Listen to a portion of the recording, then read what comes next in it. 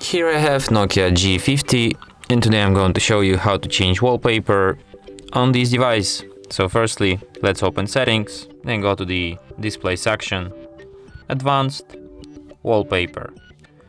You can select one of these pre-installed wallpapers with different themes like these landscapes, art, textures, but you can also just go to the gallery and select any other image that you can download from the internet or just take with your camera and set it as a wallpaper.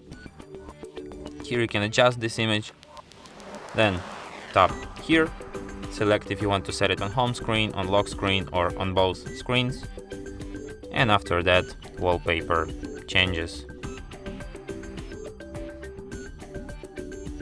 And that's it. Thanks for watching. If you find this tutorial useful, don't forget to hit that like button and subscribe to our channel.